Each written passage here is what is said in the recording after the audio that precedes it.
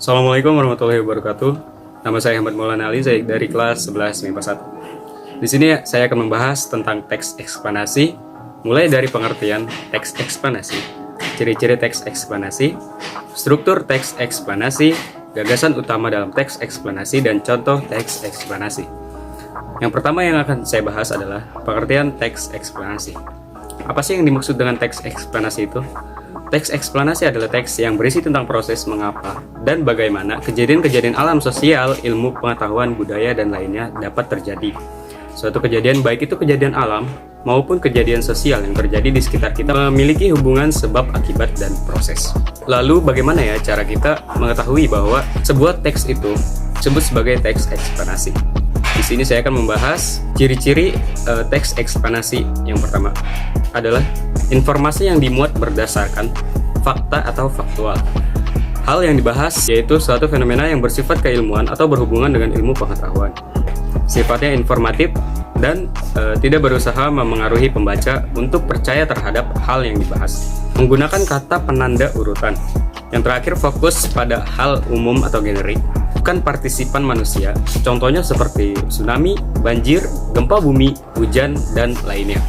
Selanjutnya adalah struktur teks eksplanasi. Sebuah teks bisa dikategorikan sebagai teks eksplanasi jika memiliki struktur sebagai berikut ini. Yang pertama adalah pernyataan umum. Di bagian pernyataan umum ini, sebuah teks eksplanasi menjelaskan tentang gambaran umum, fenomena atau peristiwa alam. Poinnya bisa mengangkat tentang proses bagaimana fenomena atau peristiwa alam tersebut bisa terjadi. Yang kedua, urutan sebab akibat.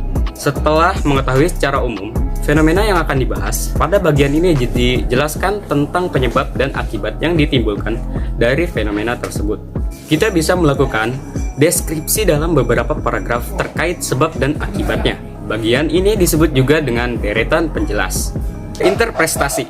Interpretasi dalam teks eksplanasi dapat dikatakan sebagai penarikan kesimpulan. Kita bisa memberikan tanggapan atau pernyataan terkait fenomena yang diangkat dalam teks tersebut. Gagasan utama dalam teks eksplanasi. Gagasan pokok adalah ide atau gagasan yang menjadi pokok pengembangan paragraf.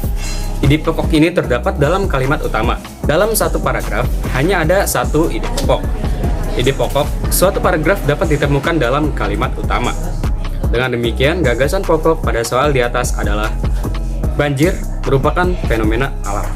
Yang terakhir adalah contoh teks eksplanasi. Berjudul banjir. Mendengar kata banjir memang sudah tidak asing lagi terdengar di telinga kita. Banjir adalah fenomena alam yang bersumber dari curah hujan dengan intensitas tinggi dan durasi lama pada daerah aliran sungai. Banjir terjadi karena sebab alam dan tindakan manusia. Penyebab alami banjir adalah erosi dan sedimentasi curah hujan, pengaruh fisiografi atau geofisik sungai, kapasitas sungai, drainase lahan, dan pengaruh air pasang. Kemudian ada penyebab alami banjir. Sebagai akibat perubahan tata guna lahan, terjadi erosi sehingga sedimentasi masuk ke sungai dan daya tampung sungai menjadi berkurang. Ketika suatu kawasan hutan diubah menjadi pemukiman, hutan yang biasa menahan aliran permukaan cukup besar diganti menjadi permukiman dengan resistensi aliran permukaan kecil. Akibatnya adalah aliran permukaan tanah menuju sungai dan hal ini berakibat adanya peningkatan debit aliran air sungai yang besar. Ada juga penyebab banjir karena faktor sosial. Perubahan tata guna lahan merupakan penyebab utama banjir dibandingkan dengan yang lainnya. Apabila suatu hutan yang berada dalam suatu aliran sungai diubah menjadi pemukiman, debit puncak sungai akan meningkat antara 6-20 kali. Angka 6 dan angka 20 ini bergantung pada jenis hutan dan jenis pemukiman. Demikian pula untuk perubahan yang lainnya, akan terjadi peningkatan debit puncak yang signifikan, deforestasi, degradasi lingkungan, dan pembangunan kota yang penuh dengan bangunan beton dan jalan-jalan aspal tanpa perhitungan drainase, daerah resapan, dan tanpa memperhatikan data intensitas hujan dapat menyebabkan bencana alam banjir. Pembuangan sampah di DAS membuat sungai tersumbat sampah. Jika air melimpah, air akan keluar dari sungai karena daya tampung saluran berkurang. Kawasan padat penduduk di sepanjang sungai atau drainase dapat menjadi penghambat aliran daya tampung sungai. Masalah kawasan kumuh dikenal sangat penting sebagai faktor sosial terhadap masalah banjir daerah perkotaan. Itu tadi presentasi dari saya tentang teks eksplanasi. Kurang lebihnya mohon maaf apabila ada salah kata atau ucapan. Mohon dimaafkan.